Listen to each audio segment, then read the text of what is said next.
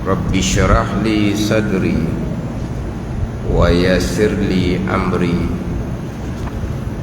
wahlul 'uqdatam min lisani yafqahu qawli. Subhanaka la ilma lana illa ma 'allamtana innaka antal alimul hakim. Wala haula wala quwwata illa billahil aliyyil azim. Kitab Fathul Mu'in, muka surat 108. Muka surat 108, petok yang kedua daripada bawah. Petok yang kedua daripada bawah.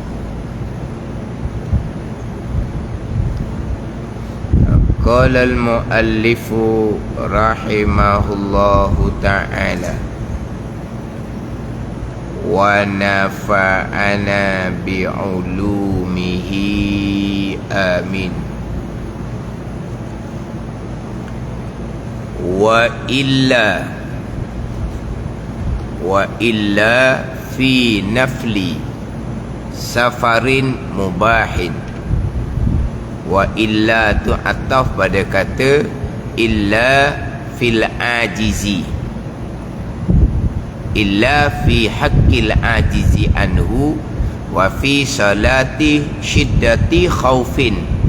Wa illa fi nafli safarin mubahin liqasidi mahallin muayyanin fayajuzu, atau tafriq pada illa, fayajuzu an-naflu rakiban wa masyian fihi walau qasiran. Dia terjemah dianya harus menghadap kiblah itu. Terjemah gitu.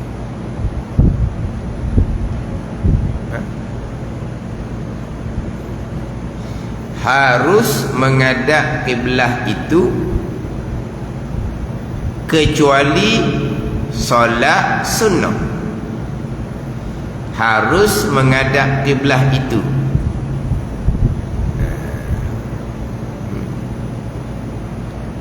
Harus menghadap kiblah.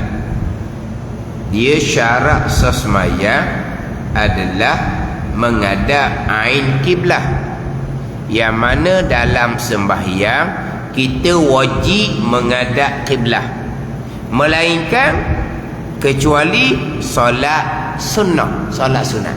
Situ. Jadi dia mari harus menghadap kiblah. Harus ni bukan haruf itu, bukan. Sekarang bicara syarat sembahyang yang kelima, menghadap kiblah. Jadi menghadap kiblah tu wajiblah, melainkan yang terdahulunya pada sisi orang yang lemah daripadanya daripada menghadap kiblah. Lemah daripada menghadap kiblah ni, tengoklah sama ada dia kena ikat, ataupun lemah daripada menghadap kiblah ni dia sedar pagi tak boleh nak gerak. Sedar pagi krem, apa panggil dah? Krem apa? Tak boleh nak gerak. Tapi akal boleh, nak gerak tak boleh. Tidur seorang diri. Jadi waktu subuh banyak dah ni, subuh nak habis dah ni, maka dia wajib sembahyang walaupun tanpa berwuduk, walaupun tanpa menghadap kiblat, sebab dia lemah daripada menghadap kiblat. Jadi wajib menghadap kiblat, melainkan pada sisi orang yang lemah, dan juga pada sembahyang syiddatul khauf, sembahyang ketika bersangatan takut, maka tanpa menghadap kiblat sembahyang nyesal. Wajib menghadap kiblat, melainkan orang yang lemah daripada menghadap kiblat, contoh diikat, Contoh, tak mampu bergerak sendiri, seorang diri, nak gerak pergi kat telefon, dia tak boleh gerak dah ni, kena bercakap apa tak tahulah, tapi akal dia sedar. Dia wajib solat subuh tu, kita bicara pagilah ni, dalam keadaan walaupun tidak menghadap kiblat. Begitu juga sembahyang syiddatul khauf, sembahyang dalam keadaan bersangatan takut, contoh dalam peperangan, maka tanpa menghadap kiblat solatnya tetap sah. Tapi syiddatul khauf ni banyaklah contoh-contoh yang terdahulunya. Lari daripada kebakaran, lari daripada banjir, lari daripada binatang buah, lari daripada ular, lari daripada orang tuan hutang. Ketika di dalam keadaan kesusahan, sedang bayang, bunyilah tuan hutang datang beri salam. Ni nak takat dia ni, maka dia pun larilah ikut pintu belakang rumah. Lari tu semayang ni, semayang, jangan berhenti semayang, sembahyang. Pergerakan banyak, tidak membatalkan semayang, dan tidak menghadap kiblat pun tak apa.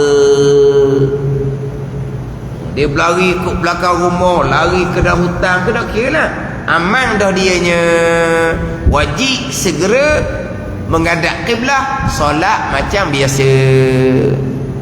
Masa lari tadi pergerakannya banyak, dimaafkan. Tanpa menghadap kiblat, dimaafkan. Sampai masa rokok, ketika berlari tu, rokok isyaratlah, jangan rokok betul. Rokok betul nak berlari macam mana? Isyarat, tunduk kepala ke, isyarat pada rokok, iktidal, selamat dah. Kena ngadap kiblat molek-molek, kena menyempurnakan rukun semayang. Hak macam biasalah, sebab dia sudah aman daripada persangatan takut. Bagi semayang syiddatul khauf. Hak mana ni kita bicara lepas ni, pak hutang. Orang yang tak bayar hutang kerana dia apa, dia kesempitan. Adapun kalau dia berkemampuan, waktu hutang dia, waktu bayar dia sudah sampai, dia tak mau bayar, dia berdosa besar. Nak lari macam mana, dia kena cari tuan hutang di rumah bawa duit. Bukan tuan hutang mari nak lari. Ada ni, ya, macam bicara lepas lah. Nak musafir pun tak boleh ni, orang berhutang tak boleh musafir, melainkan kena minta izin orang yang dia berhutang tu. Kena minta izin. Kalau dia musafir tanpa keizinan orang yang dihutang, musafir dia musafir maksiat, jamak qasar tidak ada bagi dia. Jamak qasar tidak ada bagi dia. Walaupun musafir pergi Mekah sekalipun, dia wajib kena minta izin daripada tuan hutang. Tuan hutang tidak izinkan, tak boleh keluar, tak boleh musafir. Ada ni. Bukan orang yang berhutang, berkemampuan, tak bayar, bebas. Tidak. Tapi dia buat bebas lah, bebas dengan hukum, bebas daripada hukum. Hukum tak bebas dia, dia kena sesah hutang dia. Dia berkemampuan.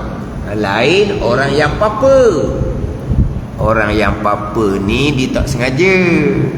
Waktu hutang siapa dah sepatut bayar, tapi dah dia miskin, dia tak ada duit, maka dia tak berdosa. Pada ni, ni lain ni. Tiba-tiba tengah-tengah dia semayang, tuan hutang mari nak tangkap dia ke apa ke, dia pun perlahan-perlahan buka pintu belakang rumah, dia pun lari. Semayang jangan berhenti. Semayang syiddatul khauf. Pelik bunyi, pelik lah kita nak ngaji. Kita nak belajar pelik lah. Apa benda peliknya? Tak ada pelik lah tu. Kalau saya ingat saya mengaji dengan tubuh saya nya, contoh semasa syiddatul khauf, selain daripada peperangan, lari daripada tuan hutang dalam keadaan dia kesempitan. Itu adalah contoh yang biasa tu buat. Kalau sedang sembahyang, lari daripada kebakaran, tak pelik. Sedang sembahyang, lari daripada banjir air naik, tak pelik. Sedang sembahyang, tiba-tiba ada binatang buah, kita sembahyang dalam kebun, mari harimau di belakang, kita pun lari, itu tak pelik. Tapi semayang kuiti lah. Hak peliknya, lari daripada tuan hutang, datang nak takak dia.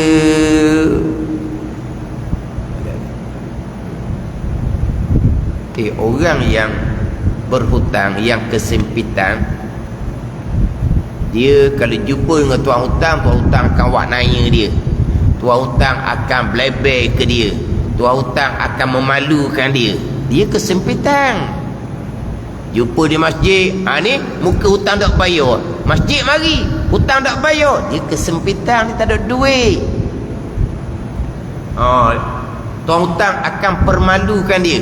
Wak nanya ke dia, gugur fardu ain sembahyang Jumaat. Gugur fardu ain sembahyang Jumaat. Sembahyang Jumaat ni sembahyang Jumaat. Gugur fardu kifayah sembahyang Jumaat. Teringat je fardu kifayah.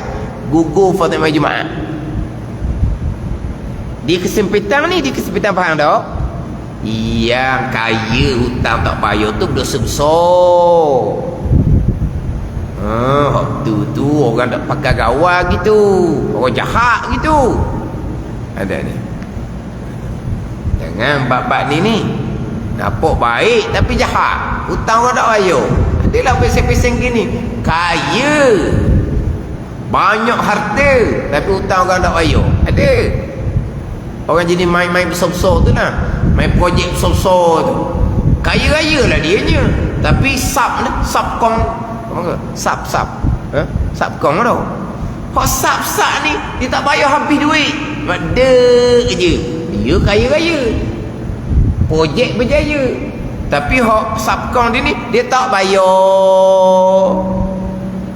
Rumah besar je gegung, kau tak besar je gegung, besar je gegung tau. Besar je gegung, kecek tuik apa gitulah dah.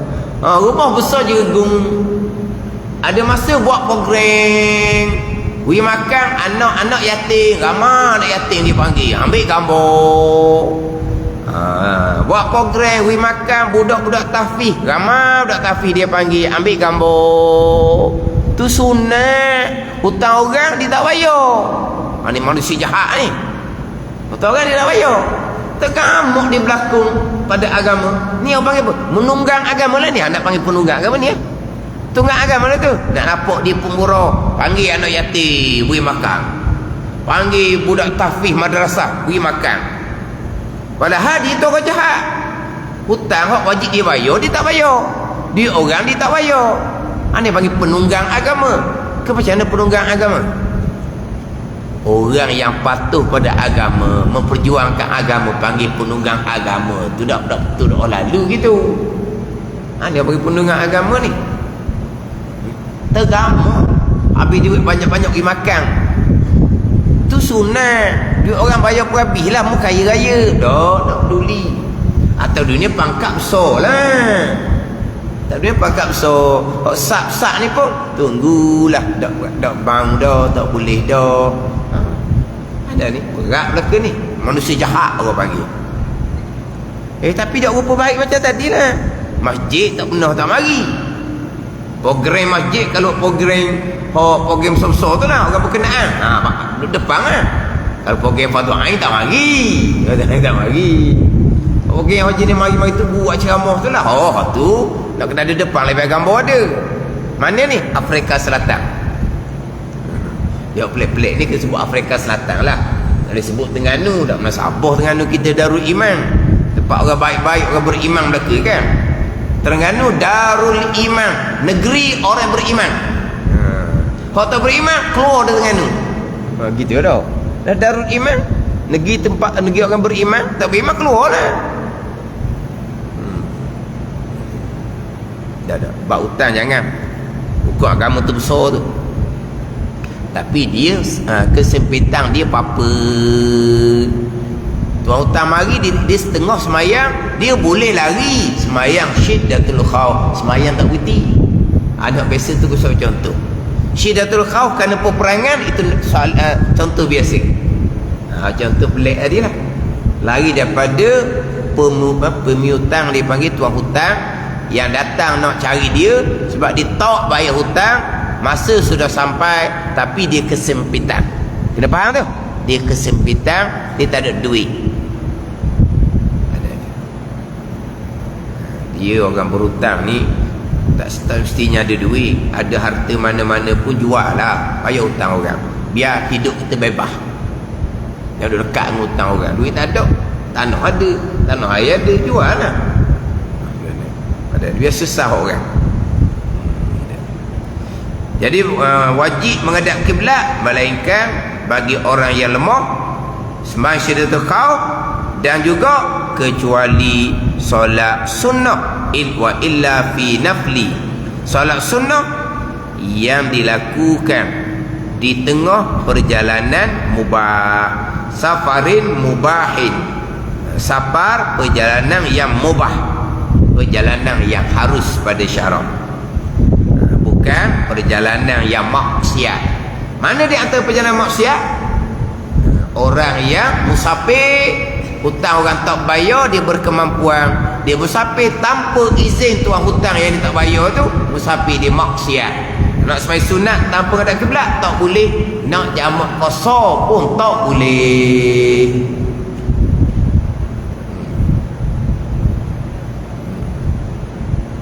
Dia kena banyak dah pihak-pihak masjid ke, pihak-pihak jabat agama ke buat ni buat apa ni, panggil apa, poster tu, poster buat ayat molek, peringatan keras kepada pemihutang yang liat daripada membayar hutang.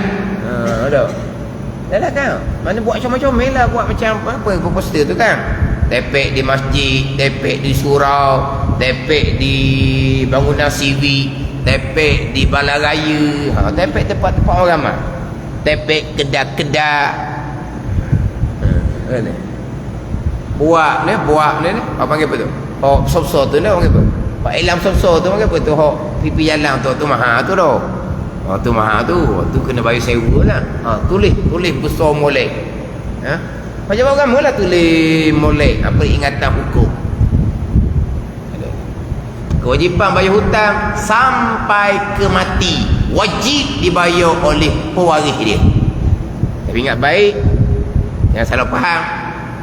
Anak contohnya tidak wajib bayar hutang ayah. Anak tidak wajib bayar hutang ayah.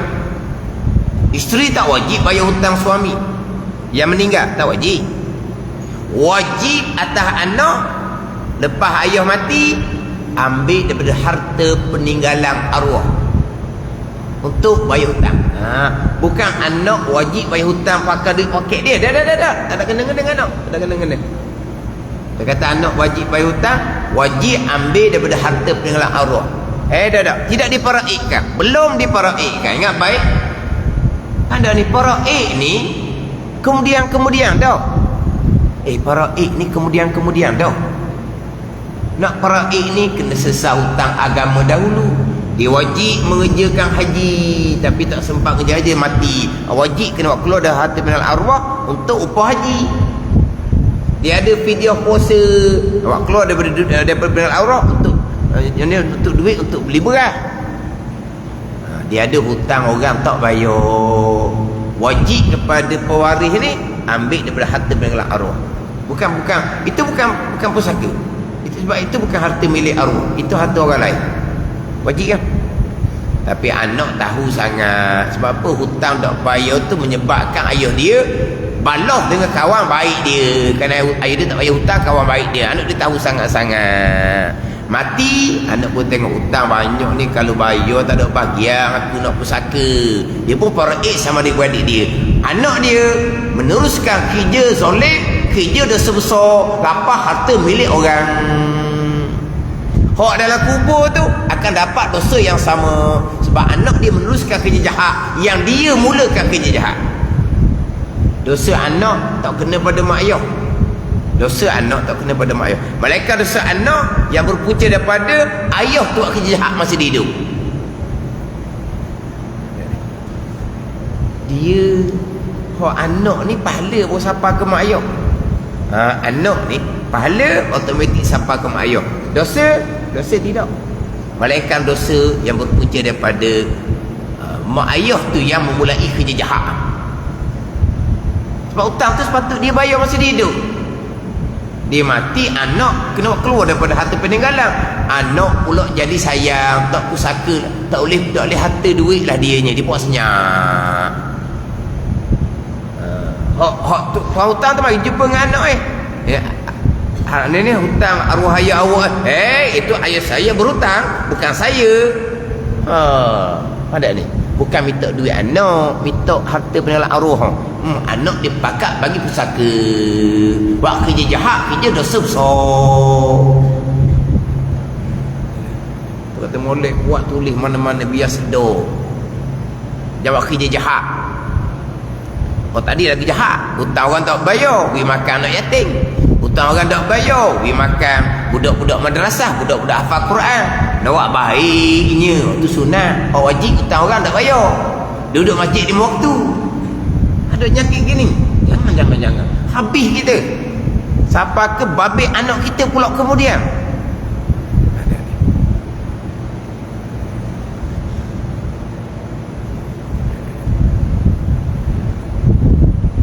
Orang seumpama ni musafir, dia musafir maksiat, bukan musafir harum. Ni nak semai sunat ni tanpa ngadakan tak boleh lah. Nak jamak qasar pun tak boleh. Kecuali solat sunnah yang dilakukan di tengah perjalanan mubah, perjalanan yang harus, yang bukan maksiat. Bagi orang yang menuju satu tempat yang tertentu, dia musafir ni ada tempat tuju. Bukan musafir orang hanyut dia panggil. Bukan musafir orang hanyut.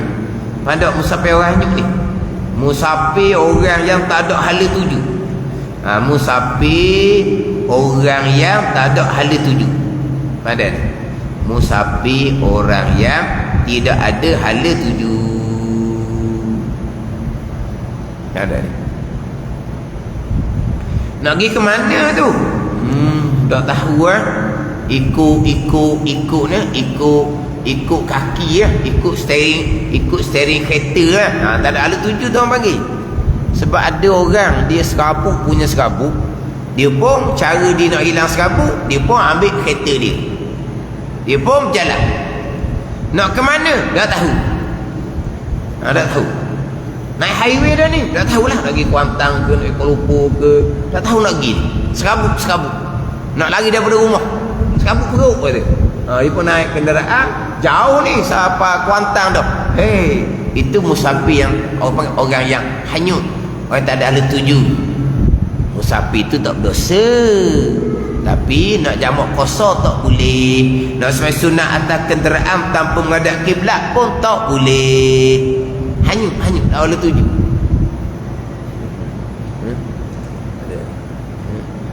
Saya pernah dengar cerita lah, orang hanyut dia tahu boleh tuju. Orang perempuan tu lelaki dia bini 2. Dia punya serabut, dia bawa kereta, dia turut belakang bak ekspres. Sebab dia jalan tak kenal mana, dia turut belakang bak ekspres. Pasal gimana dia tahu? Kena bak ekspres tu pergi Melaka. Siapa Melaka dia daripada Terengganu? Atau Terengganu betul tu. Bukan Afrika Selatan lah. Dah sepuluh Terengganu tadi kan. Terengganu tu. Siapa Melaka? Bah berhenti makan. Dia berhenti makan. Sebab dia nak jalan sendiri, tak tahu nak tahu nak jalan ke mana. Perempuan yang biasa jalan jauh, suami dia bawa. Ni cerita dulu lah, ni tak ada GPS lagi ni. Ada GPS, tekan GPS apa ke mana pun. Dia ikut belakang bak dulu kan. Ingat kita jalan dulu macam mana? Ni ketah panjang simpang ni, tanda di sini, masuk kanan, jumpa pula simpang ni, tanda di benda ni, jaga pula simpang ni, tanda ni. Ni ketah peta ni, Allah besar ada ni. Cari satu-satu bangunan ke, satu-satu sekolah ke, tak kira lah. Tanda siapa juga pas ke Melaka mana pun tak pernah sesat. Tapi gitulah kalau dulu. Ni tak ada benda lah. Ni sekarang ni tak kenal orang apa dah. Tekan telefon tu siapa lah. Buat kata telefon tu dunia jam, internet tak jadi, tak balik lah jawapan dia. Tak balik lah, sungguh roh. Kalau di KL tu berkali sesak habis orang KL. Dah KL pun di jalan ikut GPS juga. Ni Jadi ni dia jalan, dia ikut je bah. Jauh sampai ke Melaka. Boleh tak jamak qasar? Tak boleh, dia tidak ada lah tuju. Dia boleh tak nak semai sunat atas kenderaan ataupun kenderaan? Tak boleh. Dia kena ada tempat tuju. Di tengah perjalanan mubah yang harus bagi orang yang menuju ke suatu tempat yang tertentu. Lagi ke mana? Di tengah perjalanan ia boleh melakukan solat sunnah sambil berkenderaan ataupun berjalan kaki sekalipun tidak begitu jauh jarak perjalanannya.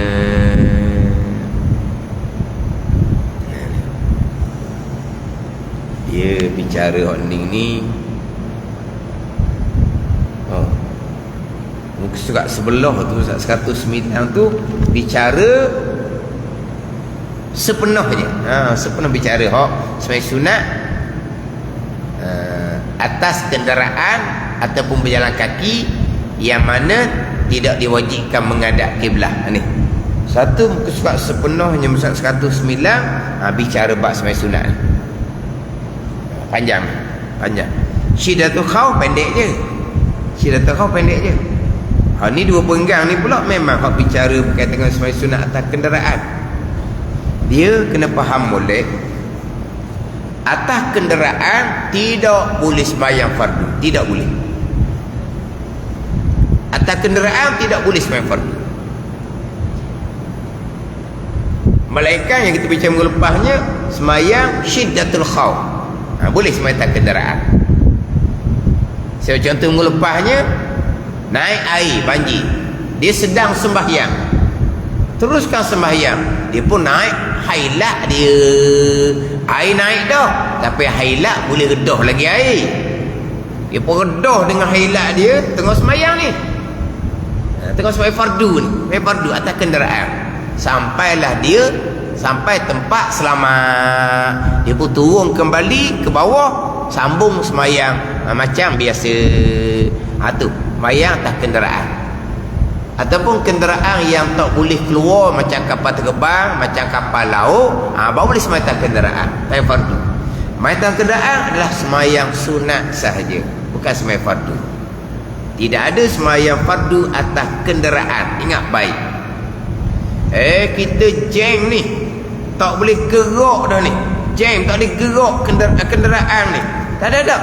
Turun ke bawah. Dia boleh semaitan kenderaan, boleh. Tapi kenderaan yang mana dia boleh menyempurnakan rukun sembahyang, dia boleh menghadap kiblat, boleh semaitan kenderaan. Lepas tu kalau kita tengok dalam gambar-gambar orang Arab, dia sembahyang atas belakang umpama kereta hailat, dia sembahyang belakang. Ada sembahyang atas bumbung, tak apalah, kenderaan tidak bergerak. Dia boleh berdiri macam biasa, rokok macam biasa, sujud macam biasa, menghadap kiblat macam biasa. Ni baru boleh atas kenderaan. Nak sembahyang duduk atas kenderaan dalam gitu, tak boleh. Tak boleh. Sembahyang atas kenderaan hanyalah sembahyang sunat sahaja. Sembahyang sunat saja atas kenderaan.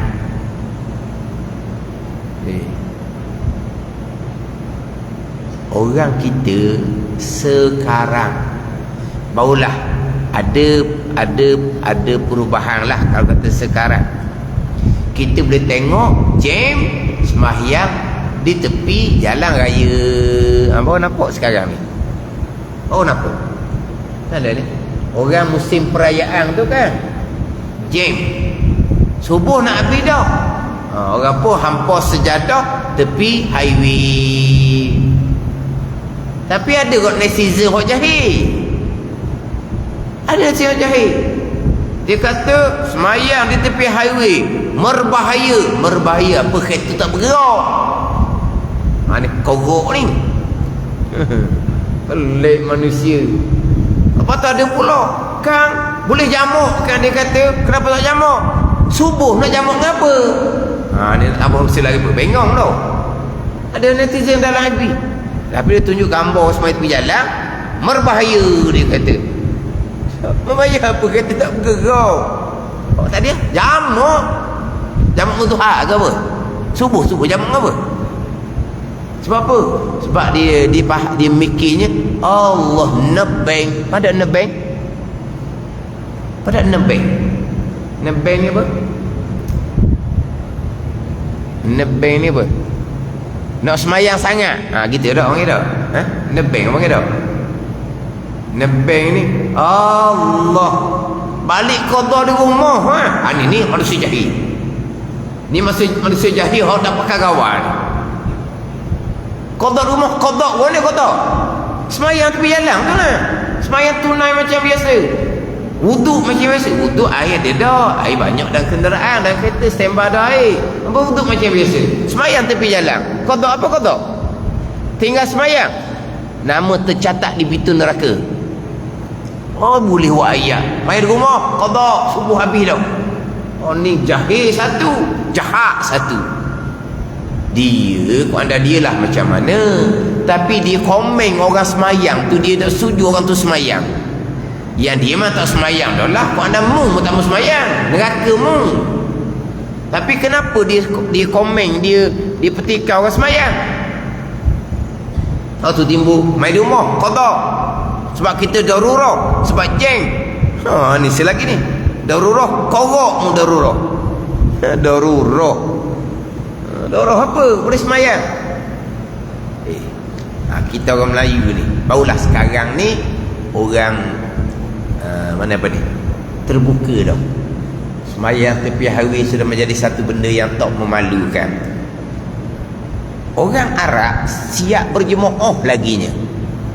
Keluar tepi apabila jeng semayang seorang. Ada tu lalu belakang. Orang semayang berjemaah laginya. Sungguh orang kita dulu tak semayang. Memang tak semayang. Satu lagi dia semayang atas kereta. Tak ada. Semayang fardu tak ada atas kenderaan. Ni kita bicara semayang sunat, dia boleh atas kenderaan. Semayang sunat, bukan semayang fardu. Tak boleh. Semayang subuh tak boleh atas kenderaan. Ditimbul isunya subuh lah. Zuhur, asar, maghrib, isyak tu mungkin lah. Dia boleh jamak takdim ke, jamak takhir ke, atau pisau lah sikit lah macam mana. Ada.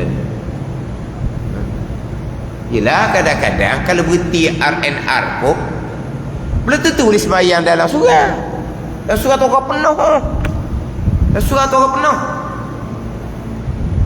Kalau sembahyang dalam surau tu pula sudah sembahyang diwirik pula. Ni satu hal ni. Ni nak kena jaga koh belaka ni. Diwirik pula. Ni kalau kata nebeng pun. Nebeng. Bila kata nebeng ni. Wirik. Bangunlah orang lain nak semayang. Lepas tu wirik lah sambil berjalan kaki. Apa masalahnya? Wirik dulu ni. Baca doa. Orang duduk pintu tunggu ke dia. Kalau jenis backing kali ambil buang ke tanah. Orang ramai belakang cuba tengok orang belakang ni. Berjujuk orang nak semayang. Orang ramai ni. Akhirnya orang semayang atas wakah. Dia hampa tikar di semayang atas rupu. Super juga. Tapi waktu tu sempat sampai di RNR. Zuhur asar boleh lah. Dia boleh jamak takhir. Maghrib isyak boleh lah. Jangan semayang tepi jalan tu. Semayang di RNR. Walaupun semayang di tanah pun tak apalah. Tapi kalau subuh tak ada pilihan tu. Ada ni. Subuh pun ada subuh. Orang keluar awal nak lepas daripada jeng. Dia keluar awal nak lepas daripada jeng. Kepala otak gitu bukan dia seorang. Orang lain pun kepala otak gitu juga. Keluar awal lepas daripada jeng. Kalau ni keluar awal lepas daripada jeng. Kepala otak yang sama. Akhirnya boleh ke jeng sungguh lah. Dah ramai pakai keluar lewat kena jeng. Keluar awal keluar ke 2 pagi 3 pagi tak kena jeng.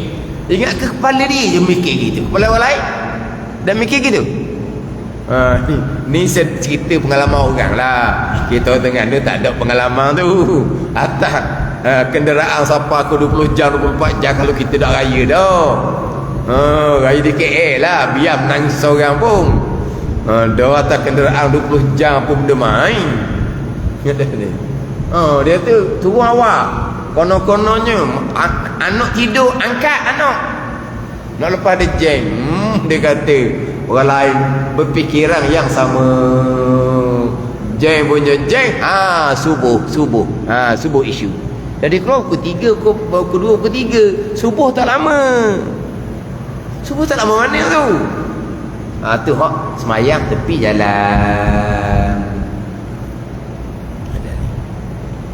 Orang yang seumpama ni, dia ada persediaan belah kedok, air ada belah kedok. Orang seumpama ni, orang perjalanan yang pusing raya memang dia ada persediaan.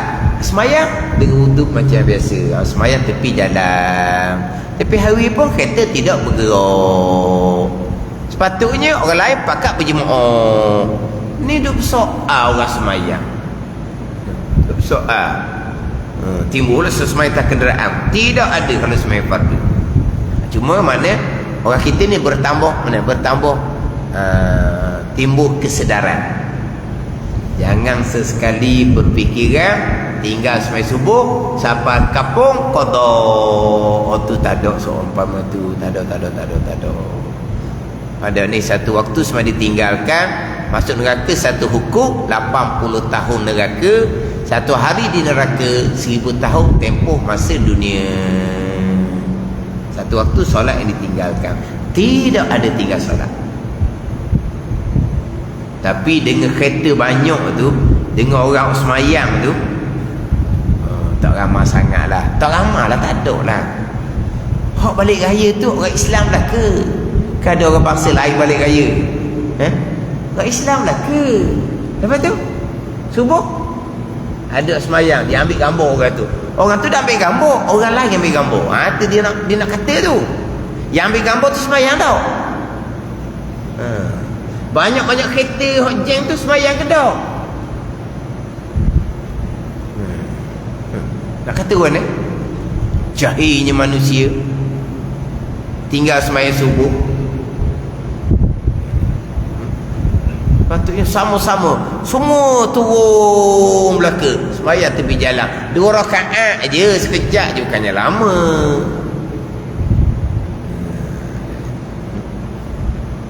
Itu saya tengok dalam ada YouTube tu, orang Arab boleh berjamaah sesama dia tepi jalan. Ya, semayang atas bumbung pun ada. Atas bumbung pun ada. Kalau macam hailat tu, mudah sangat nak semayang, menghadap kiblat betul-betul, berdiri macam biasa, rokok sujud macam biasa, kenderaan tak bergerak lah. Baik, ini semayang fardu. Dan memang ada orang jauh gitu. Dia kata kalau jeng semayang atas kenderaan walaupun semayang fardu, dah. Kita akan bicara semayang atas kenderaan adalah sembahyang sunat. Sembahyang sunat, semayang atas kenderaan. Sembahyang sunat mana ni? Sembahyang sunat mana-mana sekalipun, sunat tarawih ke, sunat witir kalau bulan Ramadan. Dia nak balik kampung bulan Ramadan. Ni malam tu, bukan malam raya lah. Malam raya tak ada dalam tarawihnya. Malam sebelum malam raya, dia balik awal sedikit. Dah tarawih, semua tak kereta lah main tarawih. Main witir, main tak kereta, main witir. Sama juga kita nak pergi ke masjid, kita semayang qabliyah atas kenderaan. Kita balik daripada masjid, kita semayang ba'diyah atas kenderaan. Macam mana? Cara yang akan cerita nanti. Kita lewat ni, semayang qabliyah atas kenderaan. Habis semayang fardu, kita balik cepat, kita semayang ba'diyah atas kenderaan. Sembahyang sunat. Sunat dalam perjalanan yang harus. Tapi perjalanan ni sekalipun tidak begitu jauh jarak perjalanan, tak syarat jauh, ada cerita di bawah. Tak syarat jauh, ada cerita di bawah. Kita ambil sepenggang di bawah tu. Na'am yushtaratu an yakuna maqsiduhu ala masafatin la yas'un nida'a min baladi bisyurutihi al-muqarrarati fil jum'ati. Memang ini na'am disyaratkan agar tempat yang dituju tu tidak kurang daripada sejauh jarak di mana sudah tidak terdengar lagi panggilan azan dari kampungnya, dengan syarat-syarat panggilan dalam solat Jumaat. Dia musafir jamak qasar, musafir yang panjang. Musafir yang panjang, dua marhalah kita maklum. Adapun semayang sunat atas kenderaan, janji musafir walaupun musafir pendek. Musafir pendek ni ke mana? Ke satu tempat yang mana azan bang di kampung kita, tempat tu tak bunyi dah bang kampung kita. Pada ni. Sama dengan bicara berjemaah. Berjemaah kita akan cerita semula. Berjemaah kita akan cerita balik dalam minggu depan tak sedang tu. Dia gini. Kita sekarang ni nak pergi satu tempat yang syaratnya keluar kampung kita. Bukan keluar kampung saja. Di tempat yang mana kalau kampung kita azan, tempat tu tak dengar dah. Mana ni? Azan bang mana ni? Bang pakai speaker. Dah. Bang suara asar. Bang suara asar. Mana kalau bang di tepi kampung kita tu, tempat tu tak dengar bang kita tu. Bang suara asar. Faham dah ni? Keluar kampung, padahal keluar kampung betul. Jamak qasar boleh dah. Kalau jarak tu dua marhalah. Adapun sebagai sunat atas kenderaan, keluar kampung tuju ke tempat yang azan tak dengar. Sekarang ni kalau orang musafir keluar kampung boleh jamak qasar kerana tempat tuju dua marhalah. Sebagai sunat atas kenderaan, keluar kampung tempat tuju tu 1 kilometer dah daripada kampung kita. Tempat tuju tu keluar kampung je boleh semayang sunat atas kenderaan. Maknanya apa? Maknanya dalam kampung kita 1 kilometer lah kalau kita kata kau. Ambil cermak lah tu. Sebab azan suara asar dengan tak ada bising macam sekarang. Sekarang ni bising kenderaan pun semua tak kira tu. Bising dengan meseng dengan apa kan. Dah kira azan suara biasa, suasana yang hening, yang bukan bising dengan kenderaan. Kalau bising kenderaan tak dengar dah lah. Mana kalau dia azan di hujung kampung dia tu 1 kilometer tak dengar dah. 1 kilometer dia nak tuju tempat tu. Ada ni. Contohnya dia keluar kampung nak pergi semayang masjid. Masjid tu kampung lain, lebih daripada jarak tadi lah. Dia pun semayang qabliyah atas kenderaan.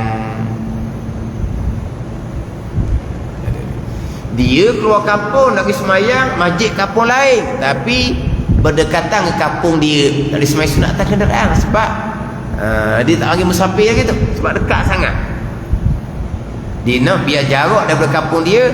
Kalau bang dengan suara asar, suasana yang tenang, suara bang sudah tidak kedengaran.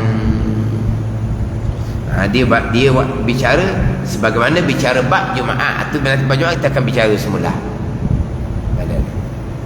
Semayang sunat atas kenderaan ketika musafir, walaupun musafir pendek sekalipun. Kalau musafir panjang sampai ke Kuala Lumpur tu sama telah lah waktunya.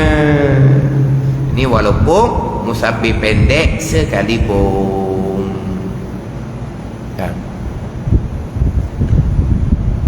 Semayang qabliyah boleh, semayang ba'diyah boleh, semayang tarawih boleh, semayang witir boleh. Boleh belakang. Semayang sunat, bukan semayang fardu. Musafir mana? Musafir yang harus. Musafir harus lah kita nak pergi semayang di masjid jauh sikit daripada kampung kita. Qabliyah semata kenderaan. Musafir mana? Musafir balik raya. Itu musafir yang harus lah kau panggil. Musafir maksiat mana? Tadi musafir pemiutang yang pemiutang pula. Orang yang berhutang yang tak bayar, dia berkemampuan. Itu musafir maksiat. Musafir nak pergi berjudi minum arak, itu musafir maksiat. Jamak qasar pun tak boleh, walaupun musafir panjang sekalipun. Semayang sunat atas kenderaan pun tak boleh. Wa kharaja bil mubahi safarul maksiyati. Wallahu a'lam. Bismillahirrahmanirrahim. Alhamdulillahirabbil alamin. Wassalatu wassalamu ala sayyidil mursalin wa ala alihi wa sahbihi ajma'in. Allahumma ftah alaina futuhal arifin. Allahumma allimna ilma akadamin wa fahimna famas sabiqin warzuqna ruqat talibin. Allahumma zidna ilman wa alhiqna bis salihin. Wa sallallahu ala sayyidina Muhammadin wa ala alihi wa sahbihi wa sallam. Walhamdulillahi rabbil alamin.